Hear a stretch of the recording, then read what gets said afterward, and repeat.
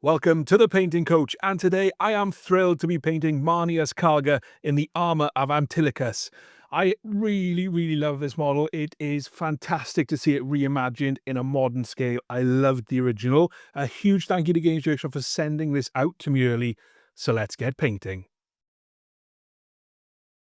The first thing I've done is primed Calgar using Macragge blue spray. Now you'll notice I've left the cloak off and I've mounted that in a way that I can spray it Mephiston Red on the one side, and I've used Ossified earth spray on the other, which is the equivalent of Morghast bone.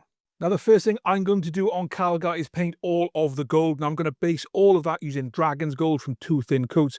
If you haven't got this, then you can use Retributor Armour from Citadel. It's exactly the same colour, does exactly the same job. Now there's a fair bit of gold across the model, so if you're not 100% sure, just check the box art. Once that gold is dry, let's give it a shade with some Reikland Fleshshade. This is really going to bring out those recesses, get some separation in the panels, and give you a really nice warm gold effect. Don't let this pull too heavily in the recesses though. Next up, I'm going to take some Glistening Gold from 2 thin coats. If you haven't got this, Liberator Gold from Citadel is absolutely fine, does exactly the same thing again. Just take your time with this. Generally, we're looking to drag our brush across some sharp edges, but there will be elements of the model where you want to highlight quite large areas because we really do want a nice bright gold. The final thing we'll do is take some white gold from Procreate. If you haven't got this, mix a little bit of bright silver in with your Liberator Gold, not a huge amount, just a touch. And this is going to be the true edge highlight where we drag our brush across those edges to get a nice crisp bright light. Generally, we're only going to put this on the areas that do catch the most light because this is going to be the brightest part of the model. Next up, we'll do some base coating because we're going to shade them all the same. So first up, we're going to take some Dawnstone. I'm going to use this to base all of the grey or stone areas. So we've got the Crux Terminatus on the shoulder pad, and we've also got one on that right shin. Next, I'll paint all of the silver metallics, and the colour I'm using for this is dark aluminium from Vallejo Metal Colour. If you haven't got this, Lead Belcher is absolutely fine. Just take your time, try not to spill it. Now I'm going to take some Nuln oil and shade all of the grey areas and all of the silver areas. And I'm also going to shade the armour itself as well. So just take your time with this and work your way across the model. It's really key that you don't flood any areas. Just take your time. So for the grey stone areas, this is great because it runs straight into the recesses very easily. For the armour, just take your time and paint it into the recesses. Don't worry if you put it on too thickly or you put a little bit too much on. We can tidy it up with some Macragge brew later on. The key here is getting those shadow areas dark. And then lastly, we'll run it across all of that silver, getting into the recesses and giving us a really nice oily look. To highlight all of the silver, I'm going to take some chrome from Vallejo Model N. Now the key here is making sure that wash from the previous stage is completely dry. We don't want that wet because it will make a few issues. So generally just drag your brush across those sharp edges and you'll get some really nice crisp bright silver highlights. For the stone areas, go back to Dawnstone and just look to catch those raised elements, leaving the darker colours in the recesses. Now, for some of these elements, you can drag your brush across them. It's nice, easy and straightforward to do this. And then to finish that highlight, take some grey Seer. Now this is a much thinner highlight and we want to keep it inside the Dawnstone from the previous stage. So where you can, make sure you've got a good tip on your brush. I'm using my Artist Opus Series S brushes. If you want to get your own, use the link in the description. You can help the channel and get 5% off. Next up, we'll go on to the red elements. Now I'm using corn red for this. So the first thing I'm going to do is I'm going to paint all the recesses of the cloak with the corn red. So have a look at those folds and just paint corn red into them. This is nice, easy and straightforward. Don't worry if you put it on a little too thick or you make a mistake. We can always paint after it in the next stage. On Calgar himself, we're going to paint the red cord across his chest. And we're also going to paint, now I think they're called terouges, I think. Basically the bits, the belt hanging down from his waist. Now, I should have done these at the same time as I did the other things because I am actually going to shade them with Nuln oil, but just take your time, make sure you got a nice even coverage across them. So when that's dry, the leather on the sword scabbard and those terouges that are coming down from the groin area, we're going to paint those with Nuln oil. Once that Nuln oil is completely dry, I'm then going to go in and highlight using Wazdaka Red. Now this is a nice desaturated red. What I'm looking to do really is just edge highlight all of the leather and that sword scabbard. So where I can, I'm looking to drag my brush down those edges and get some really nice fine highlights. The last highlight on all of the red leather is going to be with Squig Orange. And again, I don't need a huge amount of this. I've got a tiny bit on my brush. You'll notice I'm using a bigger brush here. So I'm using a size 3 brush for this. It's all about the point, and the Seer's S-Mars opals have got fantastic points. So I'm just dragging my brush and get those really nice crisp highlights. Back to the cloak, I'm going to go and take some Mephiston Red, and I'm just going to layer this over the red part of the back of the cloak, basically, tidying up any mistakes that I may have made from the shading earlier. And also I noticed that there was a little bit of overspray from the bone colour, so I'm just going to paint this and get a nice even coat. Once that's dry, I'm going to start highlighting, and the colour I'm going to use for this is Evil Sun Scarlet. So I'm going to paint all of the most prominent folds here. This isn't a line highlight or an edge highlight per se, because I am going to paint quite a bit of the cloak, but where I've got those folds, I am just going to edge highlight across them. Then when it comes to the cord across Calgar's chest, I'm just going to highlight the raised elements using that Evil Sun Scarlet, just taking my time. Now, if you do need to go back in with some Macragge blue, you can, but the less mistakes you make, the quicker you'll be. A final highlight on the cord, I'm going to take some Wild Rider Red, and this is just highlighting the very top of the cord. So again, I've not got a huge amount on my brush. I've got a really good tip. I'm just working it across those edges. On the cloak itself, I'm going to use that Wild Rider Red to give me some nice fine edge highlights. So I'm just going to pull my brush very carefully down the angles of the folds of this cloak. And that's going to give me a really nice, fine, bright light that'll really just help accentuate some of those folds. The last thing I'm going to do is take a very small amount of Fire Dragon Bright and just drag my brush across some of these folds, the ones that are going to catch the most light. And that's really just going to help them stand out.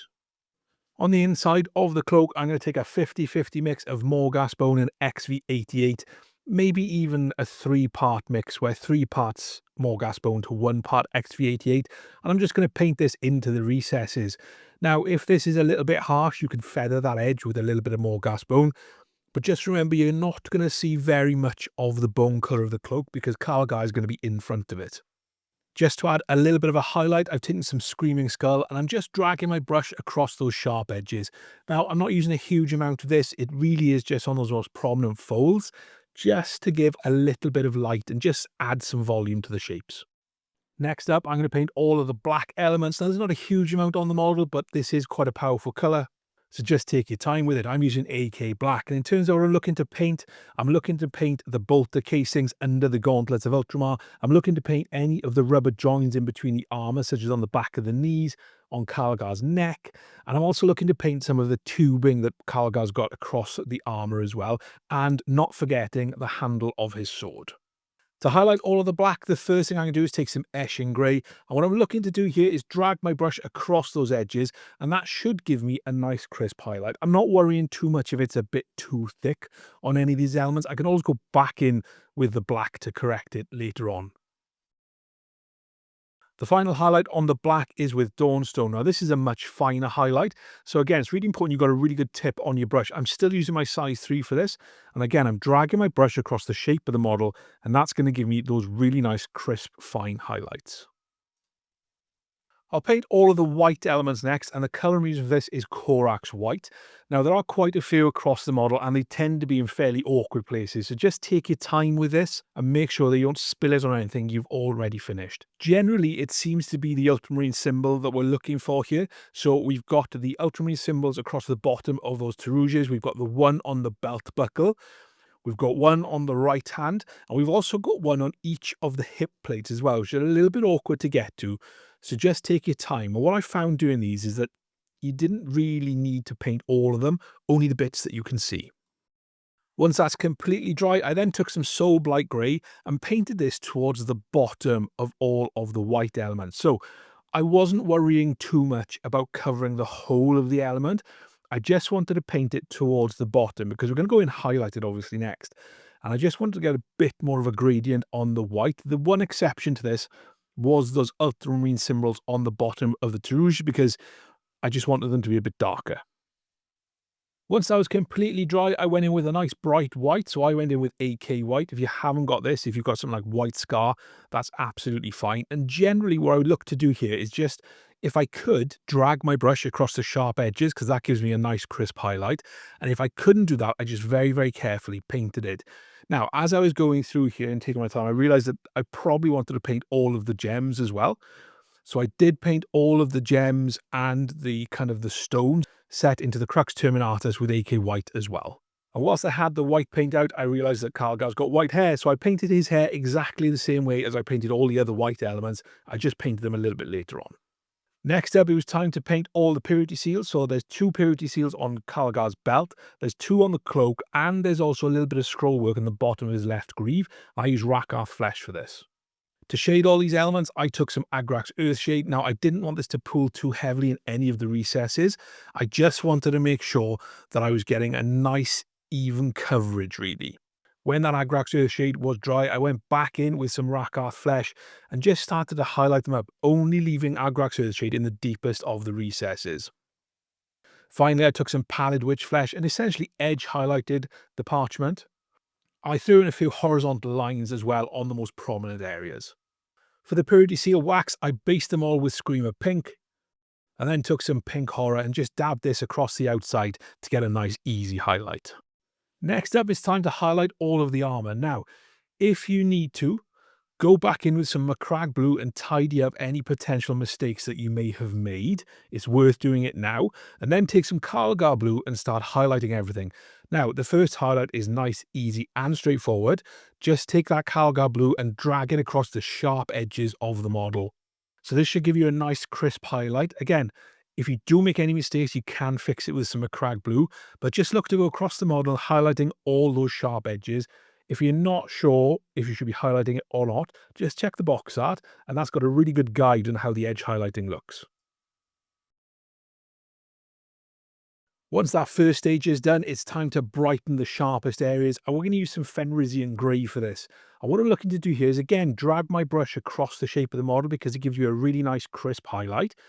But we want to use it fairly sparingly, and we want to really focus it just on the sharpest edges, things like corners of armour where it's going to be brightest. So again, not too much paint on your brush, just drag it across there and you should get some nice crisp highlight. If you make a mistake, don't worry, you can always go back in and fix it using either Macragge blue or Calgar blue. Just do your best, but always remember you could always fix any mistakes. With the armour done, let's do Calgar's face. So we're going to base all of this using Cadian Flesh Tone. Get a nice, even coverage. You don't want to put it on too thick, so thin it down a little bit. It might need 2 or 3 coats to cover. Then wash the face using Reikland Fleshshade, making sure you get it into all of those recesses. Be careful not to spill it onto the armour or the hair. When that's completely dry, we're going to go back in with some Cadian Flesh Tone and start to pick out those raised areas. So we're looking at things like the brow, the nose, the cheek. We're looking at the model as well because there is a little bit of sculpted detail in there as well. So some of the forehead's got some frown lines on there. So we just want to pick those out as well. Next up, we'll go in with Kislev Flesh, and we're looking to emphasize those areas we painted in the previous stage. So try and keep this inside the Cadian Flesh Tone. Make sure you've got a good tip on your brush. As you can see here, I've still got my size 3. And what I'm looking to do is, where I can, drag my brush across the model, but otherwise just very carefully paint these elements in. We'll finish up the flesh using some flayed one flesh. Now, this is fairly thin anyway, so as it dries, it will blend down into the colours underneath. But you don't need a huge amount of this, not a huge amount on your brush. And this is just for the most prominent areas. So we are on the brow, we're on the nose, and we're on that cheekbone under the eye. Now, I did paint the eye off camera because it's really difficult for me to get close enough on camera to do that, but you don't have to paint it if you don't want to. I then took some Blood Angels Red contrast paint and painted this over all of the gems, trying to leave more of it towards the bottom. I highlighted all the gems using a little bit of that Fire Dragon Bright I used earlier, tiny, tiny amounts here. And then I decided that the cloak was a bit too bare, so I wanted to do something a bit special. Now, Games Workshop also sent me the Ultramarine upgrade sprue, which has this Ultramarine transfer sheet. And I thought, well, firstly, I thought I'm going to use this transfer here, but it was a bit small. So I went for something a little bit bigger. So I went for one of these vehicle transfers. Now, if you know me and you see me apply decals, I love Tamiya Mark Fit Strong as my decal solution. I just popped this on my cloak, and then after I soaked the decal in some water for a little bit, I then took it off and placed it onto the cloak. Now, you'll see here that straight away it starts to take the shape of the cloak and conform to what's underneath it. That's the beauty of the Tamiya Mark Fit Strong. So what I like to do is just squeeze all the air out from under the decal and let it dry a little bit. And then what I'll do is apply a second coat of the Tamiya Mark Strong. And then I'll use something like a cotton bud or a Q-tip just to push out the last of that air. And that gives me a really nice ultramarine symbol on the back of Calgar's cloak. All that's left to do now is really just shade some of those recesses so it doesn't look like a decal. It looks a bit more painted on, and we'll do that next. So I've given the cloak a shot of matte varnish just to bring it back to the right kind of colour, the right shade. It's not too shiny. And now what I'm looking to do is shade the recesses. And the first thing I'm going to do is take some grey Seer, and I'm going to paint this very easily and simply, taking my time, not a huge amount on my brush. And I'm just going to paint this into the deepest recesses and just feather it out a little bit into those areas where it's lighter. Where I've got really, really deep recesses, I'm then going to take a little bit of Dawnstone, not a huge amount, it's very thin, and I'm going to paint this into the deepest, deepest recesses. And this is just going to really help sell the effect of that being painted on rather than a decal. And there we have it. Marneus Calgar is done, ready to take on the enemies of Ultramar. I'm really, really happy with how this model has turned out. I just love it because it just brings back so many memories when I first got into the hobby. And it's a great model, and I really like the reimagining of it. So I hope you enjoyed the video. If you did, leave it a like and a comment down below. Let me know if you like the new Ultramarine refresh. Make sure you check out my other Ultramarines painting content here, and I'll see you next time.